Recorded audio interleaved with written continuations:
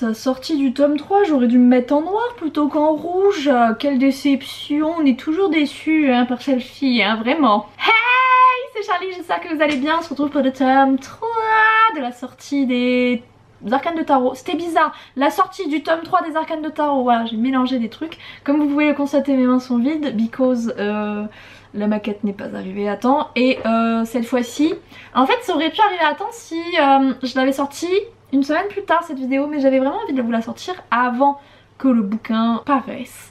C'est vrai que avant je le faisais comme ça, je sortais d'abord la vidéo avant la sortie du bouquin et j'ai pas fait ça. Et là je me suis dit ah j'ai envie, mais du coup ben voilà, je ne possède pas la maquette dans mes petites mimines. Bravo, on m'applaudit n'est-ce pas? Ça m'arrive un petit peu trop régulièrement ma foi, mais bon cette année était une année un petit peu complicado. On espère que l'année prochaine sera mieux. On peut pas faire pire. Non si, on peut clairement faire pire donc on va pas dire ça. Mais je vous retrouve pour le tome 3 des Arcanes de Tarot. Ce n'est pas le dernier tome. On n'est pas sur une trilogie, on est sur une quadrilogie avec les Arcanes, on est donc sur 4 tomes. Le tome 4 sortira début 2023.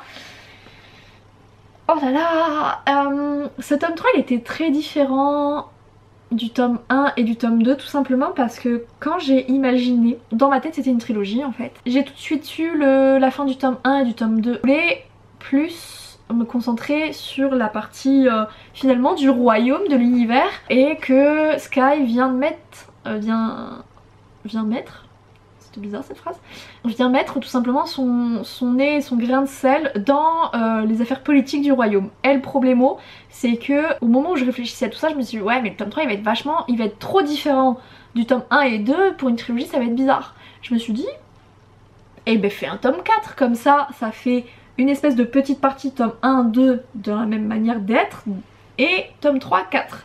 Au final, c'est un mélange un petit peu des deux quoi.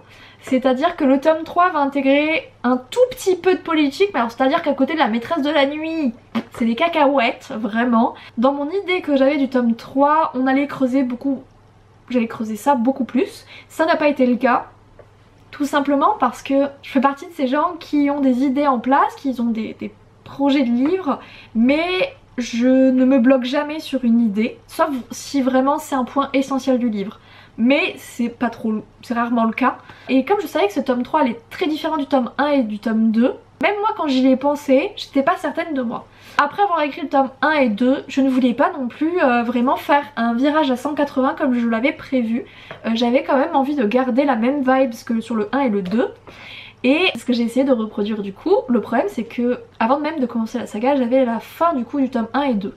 Le tome 1 et 2 se terminent sur des putains de cliffhangers où tu sais que le prochain tome, va y avoir un tel changement que le tome 3, je devais mettre un truc aussi fort. Le problème c'est que je n'avais pas cette idée. Je pense que jusqu'à ce que j'écrive la moitié, voire les 3/4 du bouquin, je ne savais pas comment ça allait se terminer. Ça ne m'a pas empêché d'y aller. De toute façon, si je ne savais pas la fin de mes livres et que je les écrivais pas, on serait dans la merde. Parce que la moitié des bouquins, je ne sais pas comment la fin se produit, mais je me suis dit, moi j'ai un peu un adage, vous savez, genre l'appétit vient en mangeant.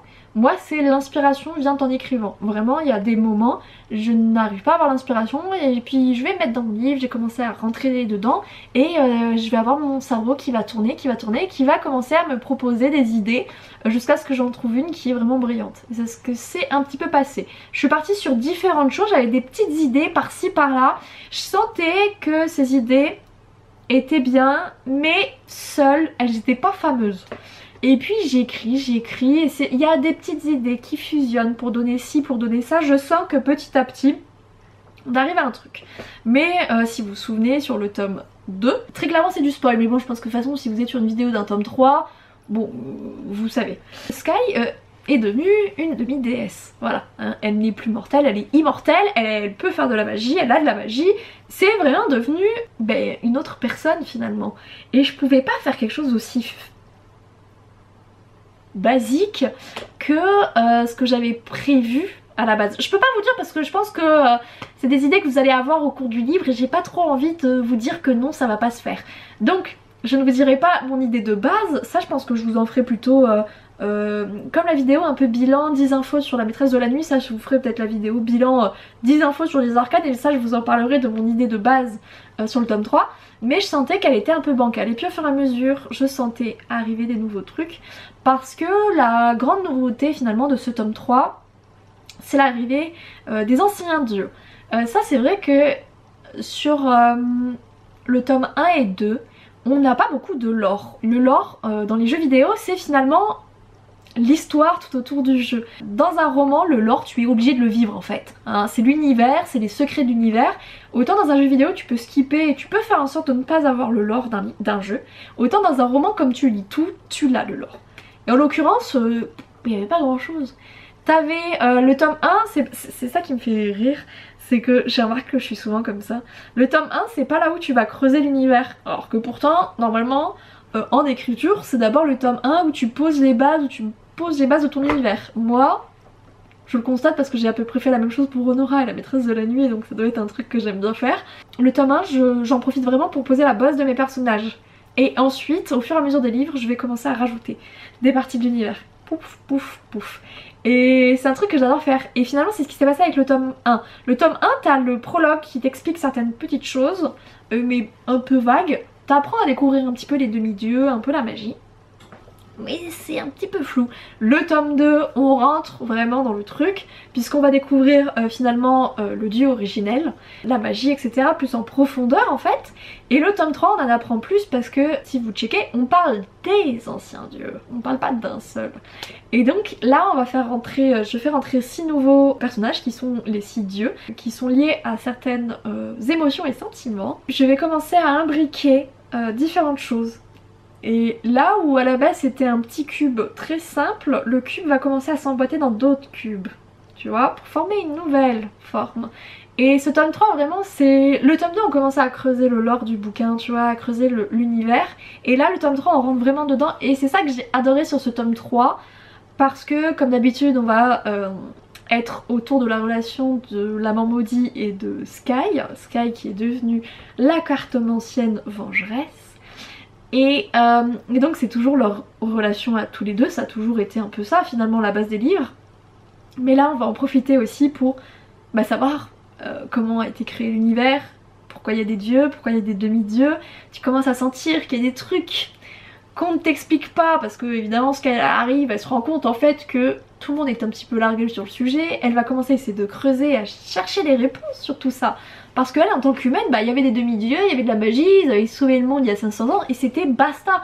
Là du coup on va en profiter pour comprendre qu'en fait non, les demi-dieux n'ont pas réellement triomphé les anciens dieux existent toujours. Donc déjà premier mensonge et en fait tout ne va être qu'une révélation de mensonge finalement. Et du coup j'ai trop kiffé parce que j'ai pu vraiment plus creuser l'univers, faire en sorte que tous les petits pions se mettent en place pour le tome 4. Le tome 4 qui va être génial. Le tome 4 j'ai la fin. J'avais la fin même avant d'écrire le tome 3. Je savais comment il allait finir, c'était la fin de la saga donc forcément. Le tome 3 j'avais quand même des idées, je voulais me concentrer un peu sur la politique, que Sky vienne finalement aussi régenter un petit peu tout ça. Autant le tome 4 c'était... c'était le vide intersidéral. Je savais qu'il y aurait un tome 4, je ne savais pas ce qu'il y aurait dedans. La résolution de tous les problèmes que j'allais créer, mais c'était très flou. Et avec ce tome 3, je sais ce que je dois mettre dans le tome 4, j'ai déjà les grosses idées. Ça va être pas mal d'action je pense, parce que jusqu'à présent, les arcanes de tarot, il y a un petit peu d'action, tu vois, je vais pas mentir, hein, que ce soit sur le GAM ou le voyage entrepris dans le tome 2, tu as de l'action. Mais à faible intensité par rapport à Honora ou Wedding Game par exemple.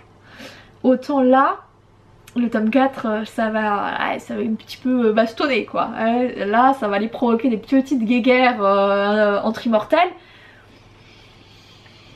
Voilà. La relation aussi entre Sky et l'amant maudit va beaucoup bouger parce que il va se passer un truc à la fin du tome 3 qui va encore modifier leur truc. Et puis si vous regardez, c'est très compliqué pour moi d'écrire leur relation parce que je n'ai pas envie que leur relation ça tourne au toxique, tu sais, en mode on se trahit à droite à gauche partout, mais le roman je l'ai écrit de sorte à ce qu'il se passe tout le temps en fait, ils se plantent des couteaux dans le dos et en même temps j'aimerais que leur relation elle soit quand même un peu saine. C'est pas évident parce que je n'ai pas décrit l'amant maudit comme quelqu'un de sympathique, c'est un peu, dans le tome 1 c'est un peu le méchant finalement. Et du coup c'est très compliqué pour moi de ne pas envoyer une mauvaise image de l'amour et de leur relation à eux, parce que l'amant maudit, dans son esprit, dans sa manière d'être, il ne commet pas les choses pour faire souffrir Sky. Il les fait pour la protéger à chaque fois. Et c'est compliqué parce qu'il faut que j'arrive à faire passer ce message-là. En même temps, j'ai pas envie qu'elle lui pardonne trop facilement parce que c'est bon, on a un peu ras le cul de tout ça, hein. Et en même temps, il y a ce côté, parce qu'il lui a fait vivre à la fin du tome 2, voilà, il l'a quand même transformé en immortel, il l'a sacrifié à l'originel pour que l'originel utilise une partie de ses pouvoirs, la transforme, la sauve de la mort, la transforme pour que l'originel puisse se rendormir. Parce que c'est comme ça que ça fonctionne. Lui il doit faire dodo parce que quand il est réveillé il provoque des catastrophes naturelles, l'originel. Donc son but c'est qu'il soit endormi, et pour qu'il soit endormi il faut soit qu'il ait énormément de sacrifices humains, soit qu'il utilise ses pouvoirs et qu'il mette une partie de ses pouvoirs ailleurs pour qu'en fait le manque d'énergie, le manque de pouvoir le force à dormir. Donc finalement, aux yeux de Sky, l'amant l'a trahi. Pour l'amant, il l'a protégée et bon, il y a eu des dommages un peu collatéraux, en l'occurrence elle est plus mortelle.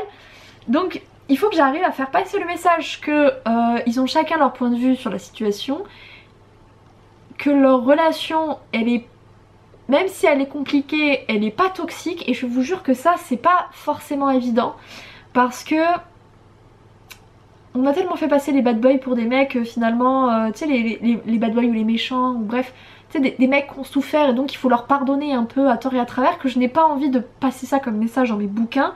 Et du coup c'est un peu compliqué parce que je préfère écrire sur des gentils, voilà. Ça aurait été plus simple d'écrire sur Cillian, c'est un gentil. Cillian c'est le gentil, il est pipou quoi. La maman maudite n'est pas du tout quelqu'un de simple, n'est pas du tout... Sa gentillesse, ça est un peu soumise à condition, on va dire ça comme ça, et c'est pas évident de faire passer des messages que je ne veux pas passer. Je pense que j'ai à peu près réussi, parce que ça je peux vous le dire sans trop vous spoil, étant donné qu'elle s'appelle la cartomancienne vengeresse, bon tu te doutes bien qu'elle va se venger. Elle va prendre un peu sa revanche sur finalement le fait qu'il ait joué un petit peu avec elle.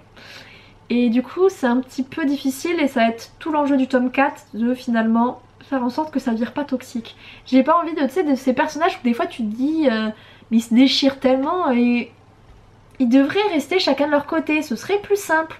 Et j'avais pas envie de ça du coup pour eux deux, parce que dès le départ en fait ils devaient finir ensemble, donc j'ai pas envie qu'on se dise ils auraient chacun dû continuer de leur côté. Non, j'ai envie qu'on se dise ok.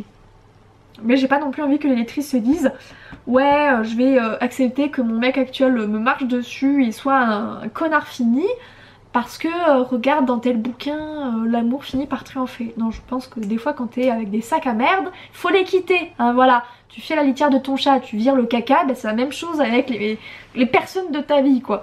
Et du coup c'est très compliqué et j'ai vraiment cette hantise de, malgré moi en fait, contribuer à envoyer comme message aux lectrices: n'hésitez pas à vous faire cracher à la gueule, il finira par changer. Non, foncièrement une personne ne change pas si elle n'a pas envie de changer.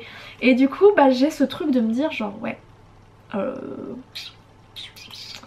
compliqué. Mais je pense que c'est pas évident de flirter avec un peu mes limites sur l'amour et compagnie, mais c'est intéressant et j'aime trop leur relation pour la changer, surtout que bon, avec le tome 2 et même un peu avec le tome 3 aussi, on commence aussi à comprendre Ciel, donc l'amant, et à découvrir pourquoi il est devenu un peu comme ça quoi. Puis bon, il a vécu 500 ans, hein. Je pense que bon, on n'est pas avec ton trou du cul fini qui a 30 piges et qui a énormément souffert dans sa vie parce qu'il s'est fait tromper une fois par une gonzesse. Bon, hein, là on est quand même sur un homme qui a 500 ans, qui ne peut pas mourir, qui a vu la femme de sa vie décédée alors qu'ils étaient mariés depuis 6 mois à cause d'une maladie. Et le mec finalement n'a fait que enchaîner des relations parce qu'il refusait de l'oublier elle. Et ça depuis 500 ans. On n'est pas sur les mêmes dramas non plus que l'autre pecno à 2 balles, hein, qui a un trou du cul fini parce qu'il s'est fait tromper une fois quoi. Voilà. Donc après je me dis bon, j'espère que les lectrices feront la part des choses. Mais c'est vrai que c'est un peu ma hantise d'envoyer des mauvais messages quoi. En tout cas j'espère que ce sera pas le cas. Je vais m'arrêter là parce que je sens que je vous jure que j'ai trop envie de parler. Je suis tellement contente là, en plus au moment où je tourne cette vidéo, je suis en pleine correction et tout, et vraiment tu vois je me dis genre elle est quand même cool leur relation. Enfin je m'éclate aussi à l'écrire parce que parce que ça change de ce que j'écris et donc je kiffe quoi. Enfin bref, j'espère que cette vidéo vous aura plu, que vous aurez passé un bon moment. Du coup, les liens sont dans la description pour le précommander. Je vous rappelle que les précommandes, ça aide parce que le jour de la sortie, du coup, ça se transforme en vente. Ça permet du coup un meilleur référencement du livre. Et qui dit meilleur référencement dit qu'aussi plus de lecteurs qui ne connaissent pas le bouquin, qui arrivent sur Amazon un peu comme ça, perdu, et qui le découvrent, se disent mais ok, ce bouquin il a quand même, il est quand même vachement bien, c'est un tome 3 mais il y a du monde dessus, c'est qui doit être intéressant. Je vais acheter le tome 1 et 2 et ça fait plus de ventes, ça permet à la saga d'être plus connue et donc c'est mieux pour moi. Donc voilà, n'hésitez pas à le précommander, le lien est dans la description comme d'habitude, on ne change pas une équipe qui gagne. Et puis le papier, pour ceux qui aiment, sera disponible le jour de la sortie. Moi je vais vous laisser là, je vous fais à tous et à toutes de gros bisous, je vous aime tous très fort et je vous dis ciao ciao.